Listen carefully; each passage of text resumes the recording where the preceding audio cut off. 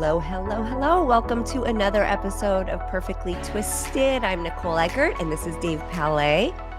Well, I'm obviously doing okay, so you don't need to ask me if I'm doing okay. We'll ask you today. How are you doing today, Nicole? Well, you can probably hear it in my nose a little bit. Your girl's got COVID. Look at I've that. got COVID for the first time in all of these years. It got me. It got me, Dave. It took you 5 years after everyone else got it. Yeah. And you know what's kind of wild about it is the timing. I got a little scared because my white blood cell count super low, and I didn't go in for my blood infusions. I just didn't want. I just was rebelling against the machine. I was raging against the machine, and I was like, I'm not going anywhere totally crowded. I'll be extra careful. I don't want these shots. I don't want to be in pain all week. And I skipped them. And then it started with like muscle aches and then just weirdness. But then my eyes and my nose wanted to disconnect from my body. Like they wanted nothing to do with being part of Nicole anymore. And I said, oh my God, I'm having like an allergic reaction to something. And, you know, I'm always trying new supplements and starting new things. And I started that glutathione, and I thought, am I detoxing? It's just coming out of my face. Like what? I'm Googling it. I'm chat GPing it, like side effects or, you know, detox symptoms. I'm like, no, I don't think so. And so yesterday, finally, like, I kept having to go outside because my nose was just really, I thought it wasn't there anymore. Oh, no. And so I took a test. I came home and I was like, you know what? I feel like I'm going to take a COVID test, and bam. So, but I mean, I think the worst of it is over. And like Yeah. most women do, I powered right through it. I didn't even take a test till the tail end when I was like, finally, like something is definitely off with me. And, you know, I thought I was having an allergic reaction, and the first thing I Yeah. wanted to rule out was COVID. So nothing like I had the horrible headaches. That was the worst part. I had it for about 8 days, and the headaches were the bad part for me.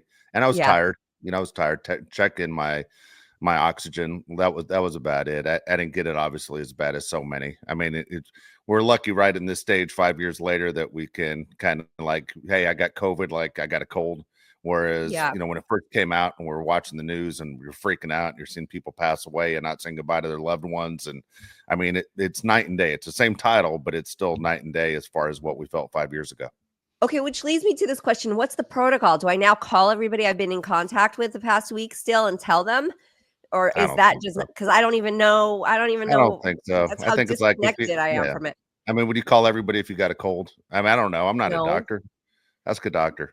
No, and I also think that mind over matter, like if you tell everybody you just expose them to COVID, they're going to start like looking for symptoms in themselves. Whereas if they don't know, they might like just keep powering through and write the symptoms off.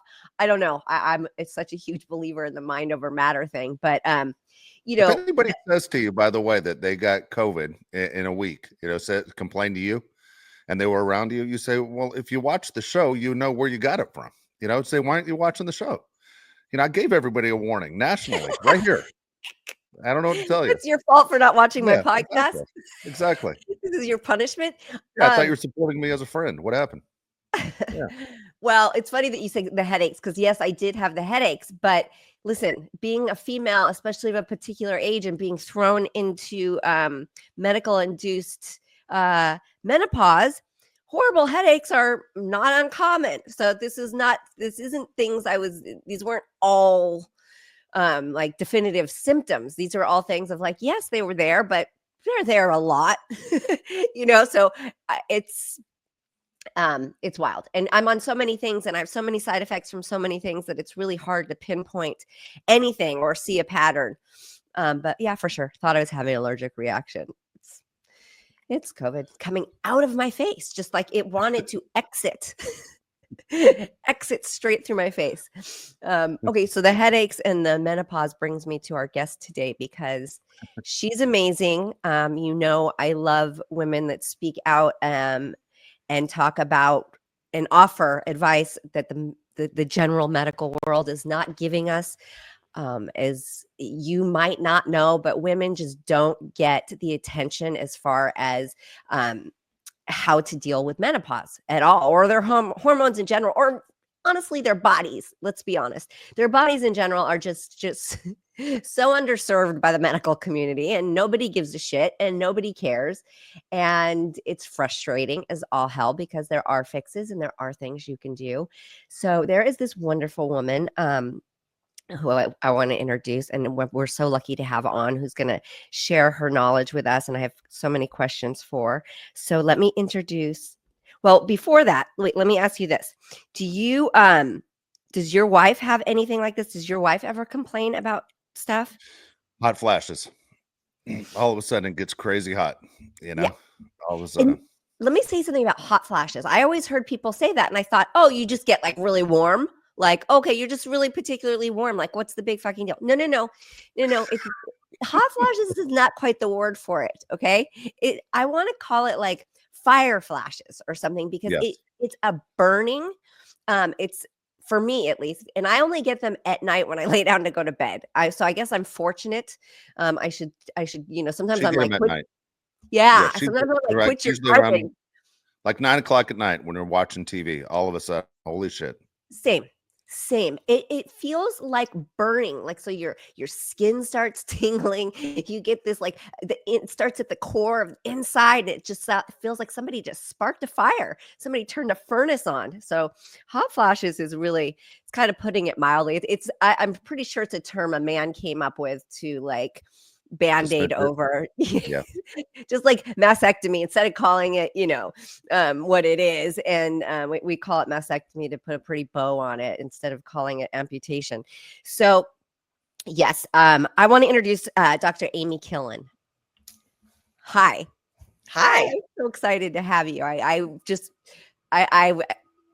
was scrolling just nonstop on your page. I couldn't get enough, and it's just feels so good when you feel heard.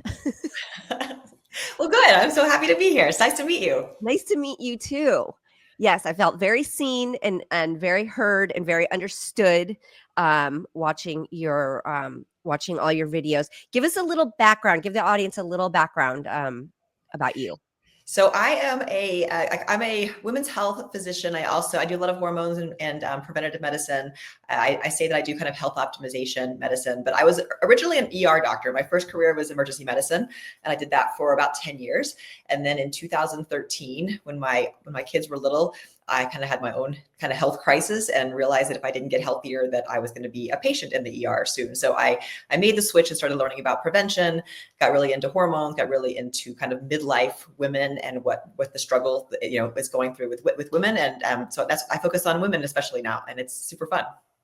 Yeah, this is amazing because, so many people will advertise themselves as hormone doctors, and some of them are even female. Lots of them are even female. I have a friend of a certain age who I was talking to the other day, and she said, I went to the specialist and left there with like absolutely no more knowledge than I walked in with, and sort of these, you can try this sort of answers. And she's like, I thought you were a specialist and you're female. And so she was looking for somebody else again. And it is so frustrating that it's really glossed over. And I think women have finally had enough and want some answers and want some relief.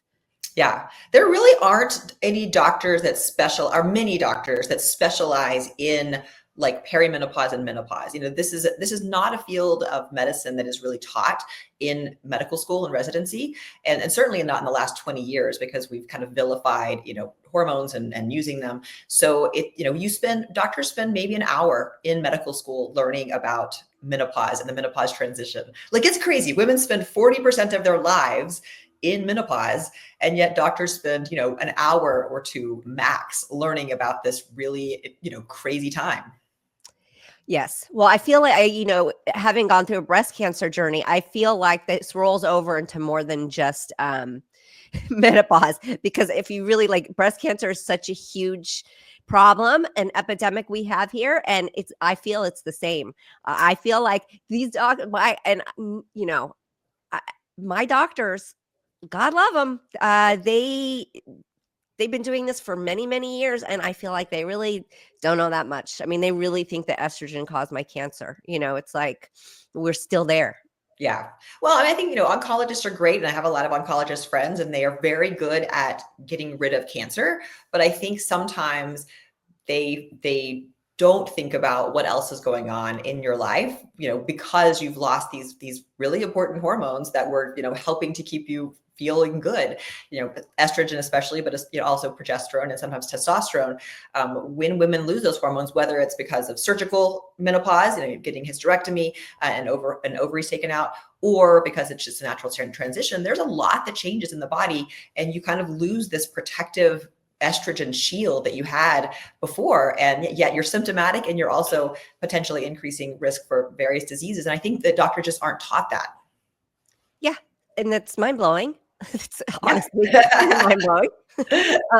Yeah, which leads me to, is there, I'll ask you some like personal questions I have, and I'm sure other women have them too, so when you are treating or trying to help along your menopause, is there really a difference if it's happening naturally or if it's medically induced?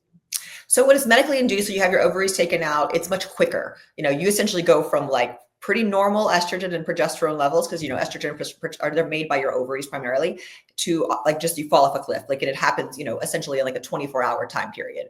Natural menopause is happening over several years. Like your hormones become a little bit erratic during perimenopause. This is why you have a lot of crazy fluctuations, and then eventually they kind of go down.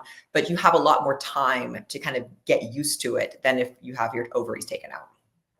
Okay, well, so like for me, for instance, I have not yet had my ovaries removed, but I take pills to. The chemo kicked me into menopause. I think I felt most of the symptoms pretty fast and quick when I did chemo, but then I'm on 3 amatraz inhibitors, so I don't know if that's considered gradual or if that's diving off into the deep end. That's fast. That's pretty quick, because those drugs work really quickly to essentially block, your estrogen in your body. So it's essentially the same kind of thing as just taking out your ovaries. Okay. And so it's interesting because I asked him, because I get very concerned about other diseases that can happen when you're depleted of your hormones. And he's just kind of shrugging, they're like, it's kind of a trade-off and it's kind of a gamble. That's kind of the answers I get. It's like, well, what we're trying to do is make sure the breast cancer doesn't come back. Are other things going to happen? We don't know. We'll deal with it when we get there. And I kind of would like to live a more preventative lifestyle. Thank you very much. So I'm sitting here in a world of, and I'm looking at him, and I know I'm not getting anything back, and he's not going to give me any more information. And I really honestly reverted to, can I put the vagina cream on my face? And like, is that allowed? And he's like, Right. Yeah, you could do that. And I was like, and he's like, do you need the vaginal cream? Is that, and he was like almost embarrassed to ask if I have dryness down there. And I'm like, nope, haven't got there yet. But I have to be honest, I'm worried about the face. Like, I am worried. As much as I'm worried about my inside, I'm also worried about my skin. I would like to prevent, premature aging. Yeah. Why not? Of course. We're on the topic. Well, I'm glad that your doctor even, was okay that. I think a lot of oncologists are still, they still don't believe that you should be taking even like a low dose vaginal estrogen, which we know is totally safe, because it doesn't, increase your estrogen levels in your body significantly. But a lot of doctors don't even know that. And so many cancer sufferers or cancer survivors are suffering from really severe pelvic problems, like, difficulties with having to go to the bathroom more often, or urine leakage, or painful sex, or those kinds of things. And those are easily fixed with the low dose vaginal estrogen. Yeah, it's wild.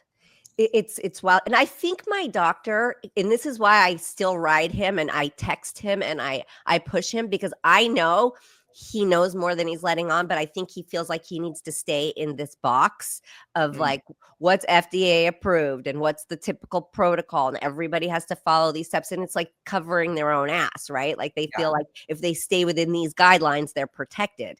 And so I texted him the other day or a couple of weeks ago, and I said NAD plus and glutathione. Are you giving me the green light? And he's like, yes. He's like, but it's not FDA approved. And Yeah. Oh, he's like definitely worth a shot. And I was like, okay, see, he does yeah. do a little bit more research, and I know he does, but it's hard to get the information out of them. And you know, Yeah, it's hard to get doctors to work outside of guidelines too. I mean, guidelines are there to give us, to give us guidelines, but I think that many of us agree that you should use those guidelines and understand them, but also be able to continue to change your own guidelines based on the literature and based on your, experience with patients. But I think some doctors are just very adherent to, these guidelines from 5 years ago or 10 years ago, and just aren't as quick to evolve because, they get worried about getting sued, about having bad outcomes. Like, it is very real. yes, I'm sure. And I'm sure when people's cancer comes back or their disease comes back, I'm sure they get a lot of blame Yeah. from patients as well, which, it's got to feel terrible emotionally on a personal level with them. But, and then also, so I've been trying to like detox my life and trying to get rid of the bad estrogens that I have learned our body it gets from the environment and the food and all the things, right? And that's probably really what's caused my cancer, or is a more contributing factor than my actual natural estrogen. And so trying to understand that is wild, and realizing just how hard it is to be healthy in America. And then we have this whole new movement of the new administration coming in and saying like they're going to save the world and making it think like there's a glimmer of hope. And I was sitting there when I first was listening to the Kennedy's whole thing, and first of all, it's so hard to even listen to him speak. I'm exhausted. But they make it sound so promising, like they were going to make some positive changes, and as per usual, totally misguided, totally under false pretense. And looks like our problems of trying to get healthy and stay healthy in America just got worse. Am I right? Yeah, I think I think that RFK Jr. and those guys, I think that they probably have good intentions and trying to get rid of red dye and trying to get rid of other things, but it's just, to me, it's pretty misguided. I mean, taking red dye out of Skittles is not going to move the needle, especially when behind the scenes, the bill that just passed is taking away tons of regulatory, environmental regulations that were helping to protect us from some of these environmental toxins that are out there. And so, on the one hand, you have, less red dye in certain, Fruit Loops and Skittles, but behind the scenes, our water and air and soil are going to become even more polluted because of all of the sort of deregulations that have happened on that end. Yeah, which is horrifying. Yeah. And not untypical really of like the FDA and the USDA and that whole revolving door. I understand that they're always, with the farmers and the big pharma, and they're all always, having each other's back and getting things passed, and so that they can, put more crap in our food to make their crops better, and all of this stuff. And really, I think it boils down to that the American people just are too lazy to even and I hate to call it that, but I have finally realized, no, it's laziness on the people, that they want to just believe that the FDA has their back and the USDA has their back and that it's safe, and they don't look into it and they don't demand better. I think that everyone wants to do better. I think part of it is education. If this stuff is difficult, like if you look up these words, or these endocrine disruptors, or these xenoestrogens, like you were talking about, these kind of bad estrogens that are out there, like it's super complicated. And it's also very overwhelming. Like you think about environmental toxins, it's not like you just get rid of your plastic bottles, your drinking bottles, or you just get rid of your nonstick cookware and you're good. Like this stuff is ubiquitous, it's everywhere. And so that's overwhelming to people, and me included. I'm like, I don't know how to even tackle this. And so I think that it's a lot of different things. I think that we want to do better. We sometimes are lazy, but also we get very overwhelmed with all this information. Yes, it is overwhelming. I'm overwhelmed by it too. And I have made so many changes, and I know I'm only making a dent. But it's eye-opening. And that's the thing. It's like it can be overwhelming, and yet you still take it just with baby steps and you still adopt it and you still realize and you still make changes, or overwhelming and then you turn a blind eye, which is what I feel like Americans are doing. And that to me is lazy. Yes. Sorry. Well, Sorry, and it is what it we is. know also that a lot of just lifestyle in general contributes. So certainly the environmental toxins contribute, but also the fact that we aren't moving as much, that we're sitting too much, that we're, that we're not choosing nutritious foods when we can, that we're not sleeping as well. Like there are a lot of things that contribute to poor health and cancer as well. And I think that it's hard to always be perfect, but I think that especially when you have a health scare like you're having, like it does change something like in your brain. You're like, oh my gosh, like I need to do better. And I wish that a lot of us had that, not the health scare, but that switch in our brain a little earlier so that we can start, down a healthier path without being, actually scared. Agreed. I always think if I could bottle that feeling, that little switch, if I could bottle that and pass that around, I think it would open a lot of eyes, because it's something like we were at a juice bar yesterday and I'm sitting there. Anybody else would sit there and think, okay, this is so healthy. We're going to have bananas and strawberries and protein powder and all that. And I'm sitting here going, no, I can't eat any of this. I can't, not one. And I'm asking the girls that work there, is it organic? Is it organic? And they're rolling their eyes. And the difference between them and my 13-year-old, and they're in their early 20s, these girls, they have no idea what I'm talking about. They have no idea what that means, even though they work there. So I let the people behind me go, and I'm like chat GPTing it, like, do they use anything organic? No. And I was like, okay, I don't want anything. Because it's like I can pretend that I'm eating this healthy smoothie, but to me, I know I'm like drinking. I feel like I'm just drinking Roundup, like just throw some powder Roundup in there. You know what I mean? Yeah. How we think about our food, it definitely makes a big difference in whether we enjoy it and the food choices that we make. Yeah. Because the Dirty Dozen has been so, that was one that really just burned into my brain. And I was like, wait, what? Really? Wait. And it was one of those just showstoppers for me. I was like, okay, my world just got rocked. It's better to eat no broccoli if it's not organic. And I don't think people understand what organic means, which also really gets under my skin, because people think that it tastes different, or that it's bougie or something like that. No, people, it really, it just means your food is void of pesticides and harmful chemicals. That is what it's supposed to mean. Although I will say that sometimes the organic foods are just as bad as the non-organic foods, because they have to essentially, in order to avoid using this set of pesticides that are known, they're using other things to try to keep the bugs away. And so, they're trying to grow food. And yes, I think organic is better, but I also think that there's still some loopholes that are unfortunately out there. No, you're right. You're right. And that's what makes me look at markets like Erewhon and go, okay, I can sort of validate that price tag, because it takes the thinking out of it for me, because it's regenerative farming and it is all those things. And I know I can walk into that store and eat anything in there and I'm relatively safe. And there's not very many places like that. And it's a little bit heartbreaking. And I was just saying to a friend of mine yesterday, I was like, you have to be rich to be healthy. Country. To shop at Erewhon for sure. Right?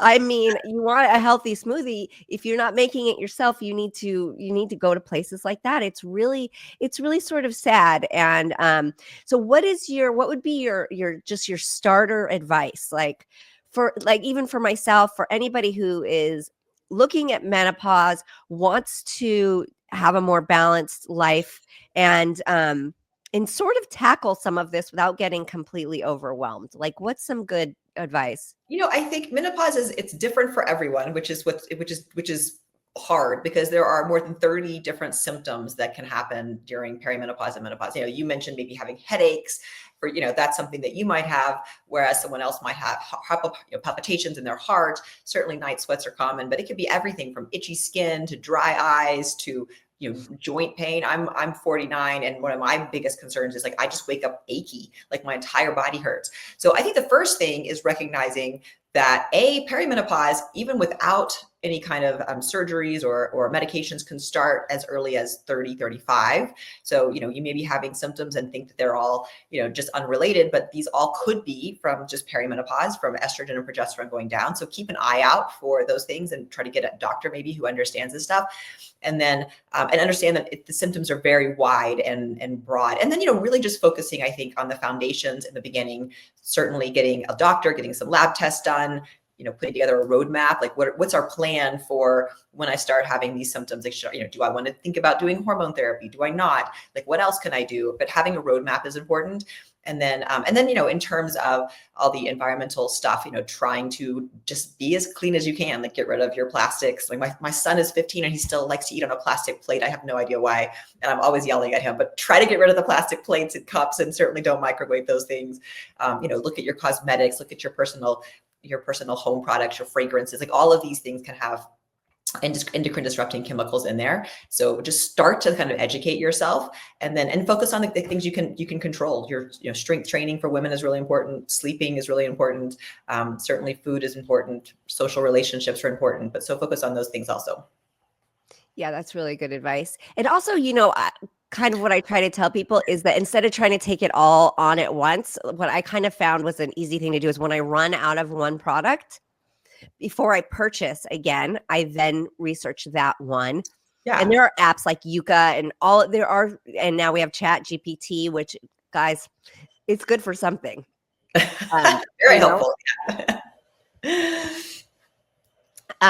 So you can put in, and then it will suggest brands that are better and healthier and just better options. And it's an easier way for me to not go broke, first of all, and not go completely insane.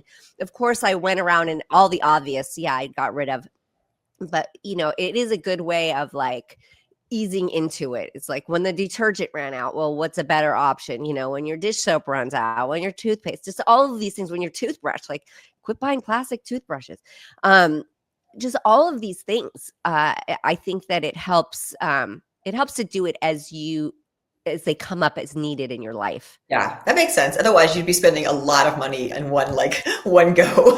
Yeah, I did that at first. I went around, I was like throwing everything out and repurchase, and then realizing that I had made some mistakes along the way too. So I was like, okay, slow your roll, slow down, focus.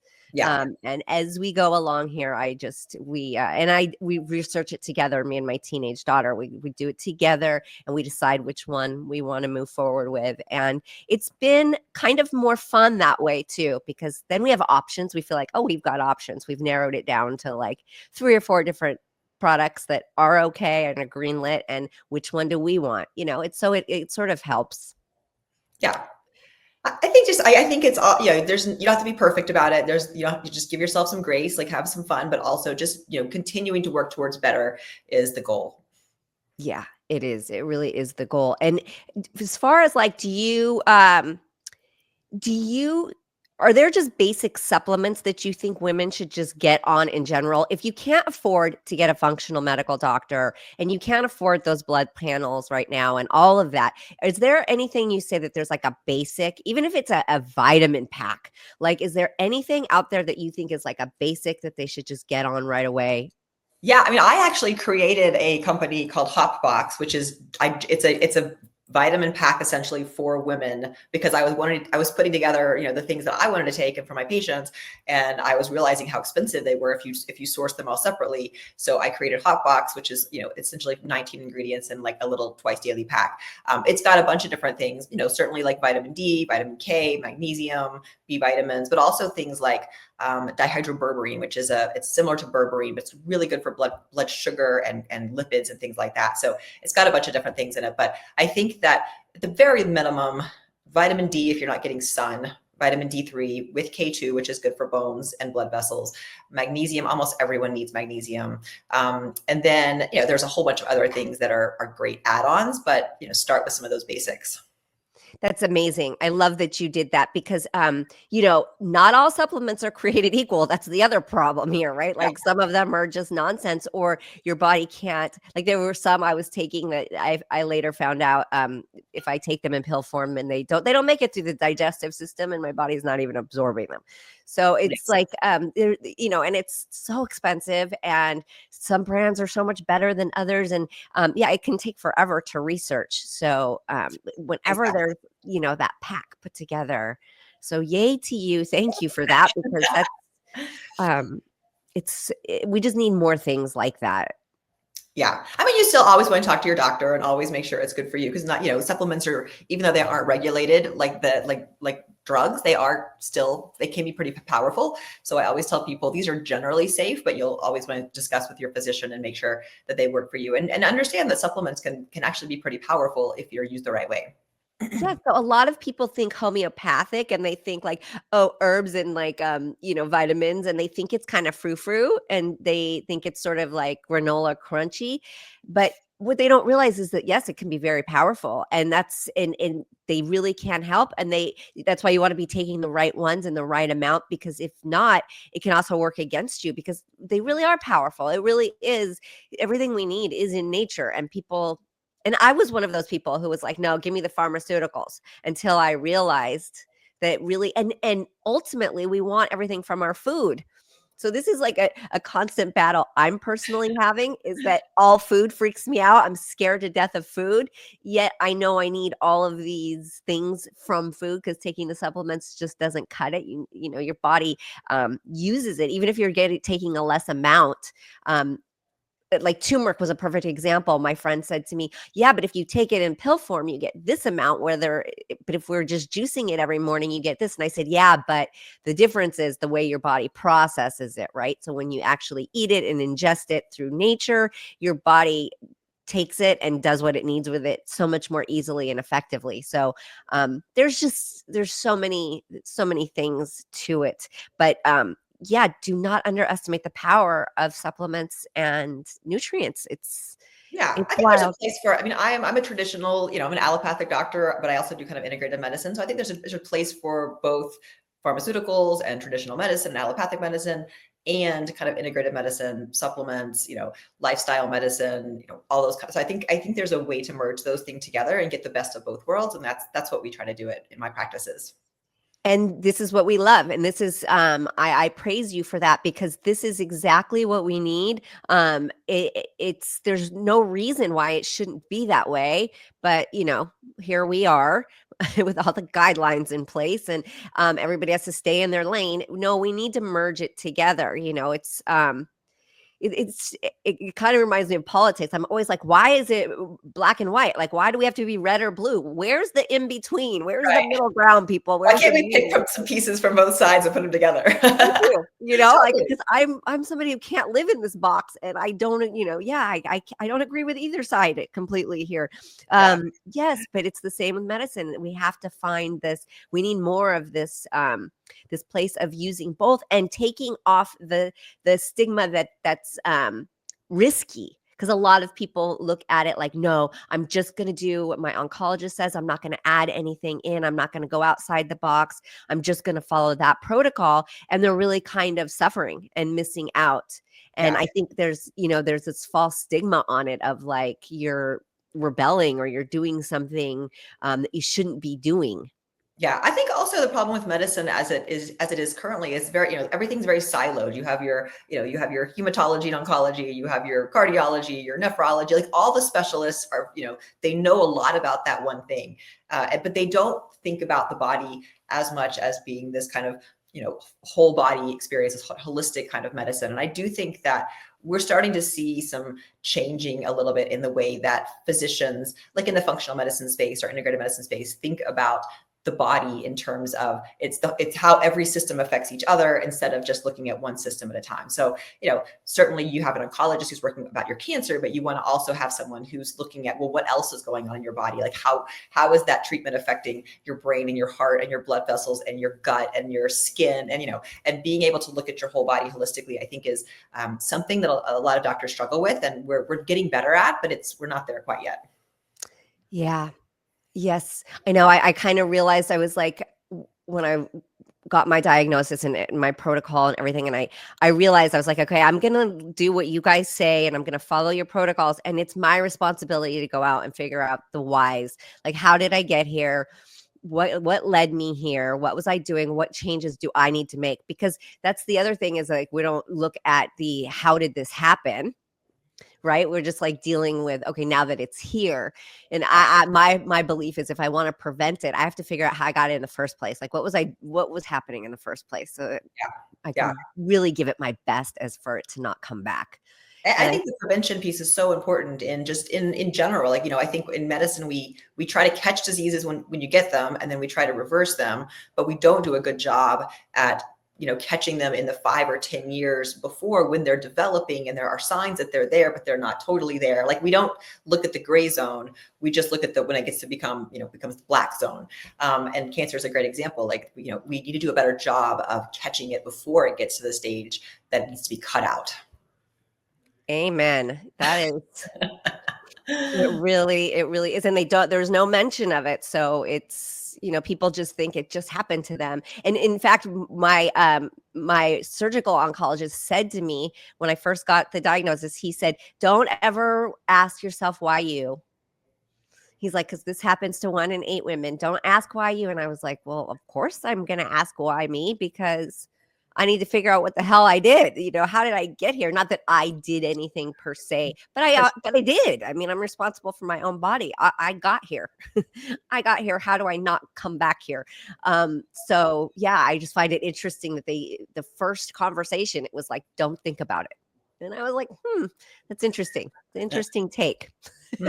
Well, I think you don't want to beat yourself up, and certainly genetics play a role. Like there's a lot of things that play a role. It's not that you did anything bad, but I think that the idea of how do I do better and prevent this in the future is, I think that's important for all of us to have that idea. Yeah, it is. And thank you for putting that out there. Tell everybody where we can find you and all the good stuff. So I'm on Instagram, which is I think where you found me. Dr. Amy B. Killen is my Instagram handle. I do a lot of education around women's health and midlife health there. I'm also the co-founder of Hurrdat Health, which is a longevity clinic franchise that I have. And then I also have Hopbox, which is hopbox.life. It's the supplement company that I mentioned earlier. So a few ways to find me. Love that. Love that. Go check her out. She's got such good information. The videos are so informative and fun and on a lot of topics. So you cover a lot of things, and yeah, it's really interesting. So thank you. Thank you so much. And thank you for joining us and sharing and all of that. Thank you so much. It was great to meet you. Great to meet you too. See you online. That was cool. Very informative. I mean, what's funny about listening to your conversation as I pulled myself out of the squares you said at the beginning? Hey, Dave's not going to have a lot to add to this. You're absolutely right. But I'm just curious, do women talk? Do you talk with your friends and share like what you're going through when you hit this point of your life? Because I don't hear, my wife's friends and friends of mine who are females, all I ever hear is the hot flashes story. Everyone has a hot flash story, but no, I never hear a serious conversation. Well, I think that we do. At least I do, and my friends, we do. Hot flashes is something that it explains to everybody what's going on with you right now, and that every woman in the room is going to immediately relate and know and what you're doing, and so it's excusable. We do, and it's becoming more common. I think back in the day, no, women didn't talk about it as much. I think women are becoming much more comfortable. And if you're not, you should get much more comfortable talking about it, because we're all going through it. Everybody's symptoms are different and at different levels, but we can relate to it all. And I think that the more that women are open and honest about it and talk about it just on the table without feeling any kind of embarrassment or shame, we can make a difference and we can make a movement. Because a lot of men, and I have to be honest, men in the medical, I'll take one OB, a gynecologist that I met with is a perfect example. He made me feel so uncomfortable about asking about the hysterectomy. Really? And he made me feel really weird. And he told me, why do you care? Why are you asking? Your ovaries aren't doing anything for you anyways. Like, because I wanted to know, what are the side effects? What am I going to feel like? What does this entail? And he blew me off so bad. And I was like, this is like, he shamed me for even asking. And it was If I was any weaker of a woman, I would have walked out of there with my tail between my legs going, okay, and just blowing it off and not having questions anymore, just going, okay, yeah, my ovaries are dead. End of story. Like that's such a cop out. And I think it's because they don't have the education on it. They can't understand it.